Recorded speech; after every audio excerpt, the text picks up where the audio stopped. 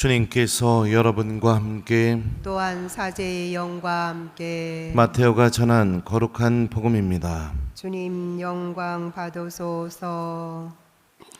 그때 예수님께서 사도들에게 말씀하셨다. 나는 이제 양들을 이리떼 가운데로 보내는 것처럼 너희를 보낸다. 그러므로 뱀처럼 슬기롭고 비둘기처럼 순박하게 되어라. 사람들을 조심하여라. 그들이 너희를 의회에 넘기고 회당에서 채찍질할 것이다. 또 너희는 나 때문에 총독들과 임금들 앞에 끌려가 그들과 다른 민족들에게 증언할 것이다. 사람들이 너희를 넘길 때 어떻게 말할까, 무엇을 말할까 걱정하지 마라. 너희가 무엇을 말해야 할지 그때에 너희에게 일러주실 것이다. 사실 말하는 이는 너희가 아니라 너희 안에서 말씀하시는 아버지의 영이시다. 형제가 형제를 넘겨 죽게 하고 아버지가 자식을 그렇게 하며 자식들도 부모를 거슬러 일어나 죽게 할 것이다. 그리고 너희는 내 이름 때문에 모든 사람에게 미움을 받을 것이다. 그러나 끝까지 견디는 이는 구원을 받을 것이다. 어떤 고을에서 너희를 박해하거든 다른 고을로 피하여라. 내가 진실로 너희에게 말한다. 너희가 이스라엘의 고을들을 다 돌기 전에 사람의 아들이 올 것이다. 주님의 말씀입니다. 그리스도님 찬미합니다.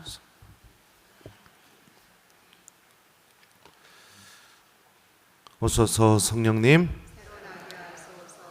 사실 말하는 이는 너희가 아니라 너희 안에서 말씀하시는 아버지의 영이시다. 안녕하세요.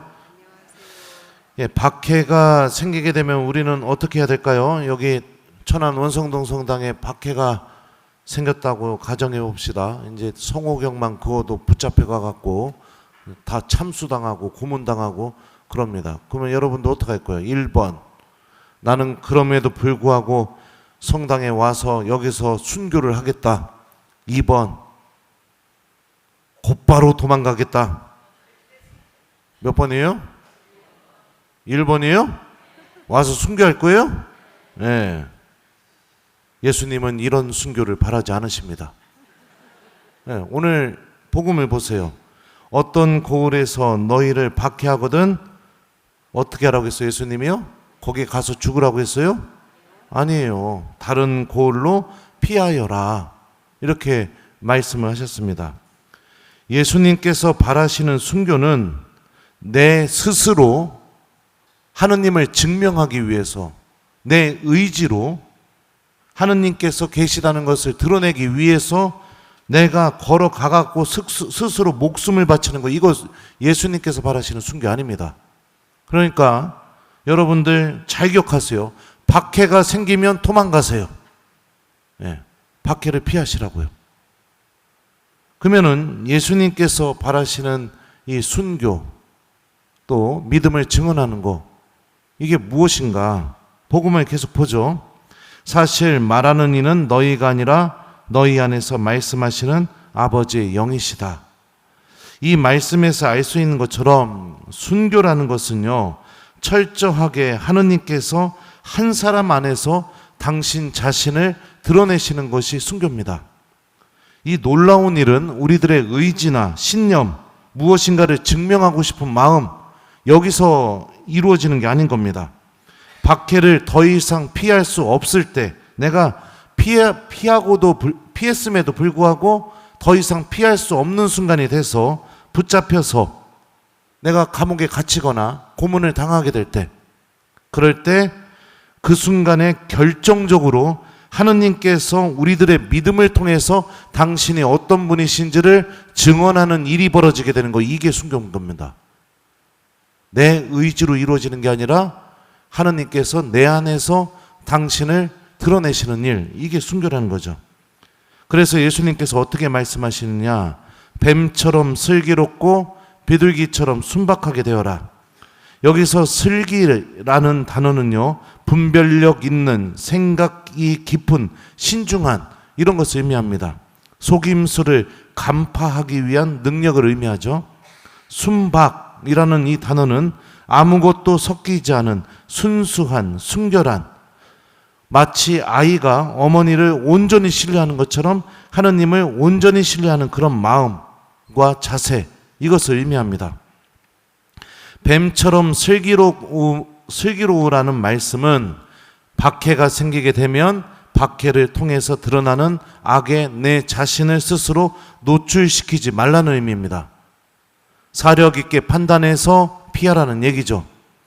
비둘기처럼 순박하게 되어라는 말씀은 그 박해를 피했음에도 불구하고 내가 어쩔 수 없는 상황이 돼서 붙잡혀서 그런 상황이 되게 됐을 때 결정적인 순간에 하느님께서 내 안에서 당신의 신비를 온전히 드러내신다는 것을 아주 순박하게 순수하게 내가 믿음을 갖는 것, 모든 것을 하느님께 맡길 줄 알고 의지할 줄 아는 믿음, 이게 비둘기처럼 순박하게 되라는 뜻이죠. 오늘 일독서를 보면 하느님께서 야곱에게 이렇게 말씀하셔요. 나는 하느님, 내 아버지의 하느님이다. 이집트로 내려가는 것을 두려워하지 마라. 내가 그곳에서 너를 큰 민족으로 만들어주겠다. 나도 너와 함께 이집트로 내려가겠다. 그리고 내가 그곳에서 너를 다시 데리고 올라오겠다. 요셉의 손이 내 눈을 감겨줄 것이다. 야곱은 주님께 이 말씀을 듣자마자 어떻게 했어요? 1번, 하느님 말씀에 온전히 믿음을 두고 이집트로 내려갔다. 2번, 주님의 말씀을 들었음에도 불구하고 이집트로 내려가지 않았다. 몇 번이에요? 이게 비둘기처럼 순박한 태도인 겁니다.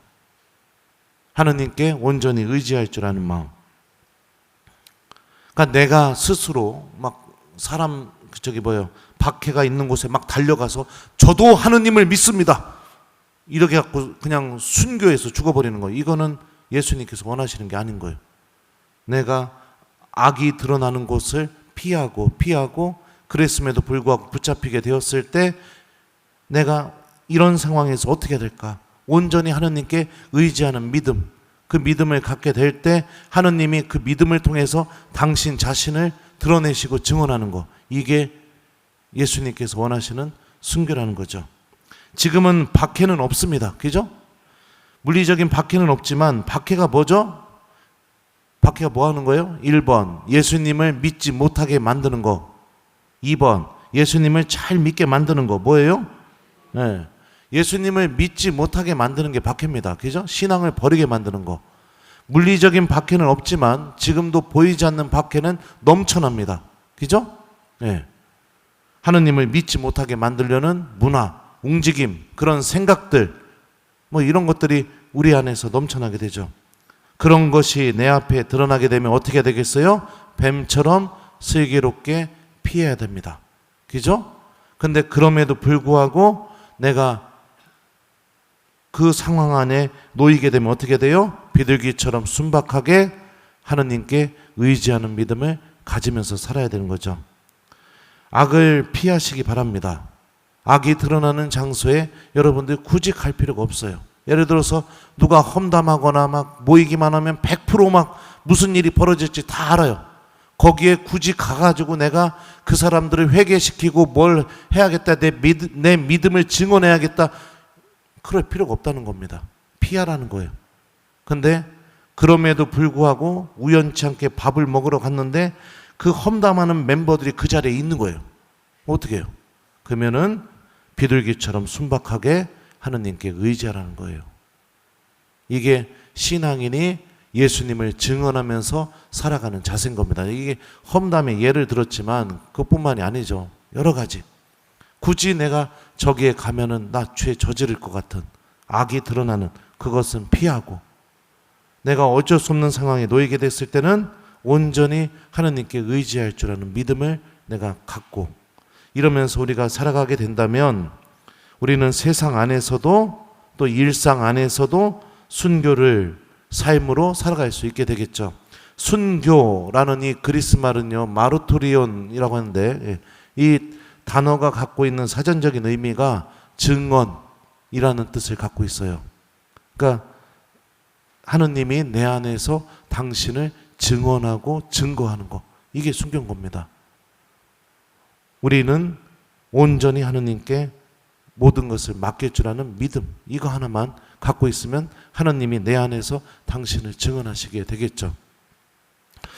그래요. 그래서 오늘 하루 우리 온전히 하느님께 모든 것을 맡기는 그런 하루를 보내봤으면 좋겠어요. 악을 피하고 온전히 하느님께 모든 것을 맡기는 하루, 뱀처럼 슬기롭고 비둘기처럼 순박한 믿음을 갖고 살아가는 오늘 하루가 되었으면 좋겠습니다.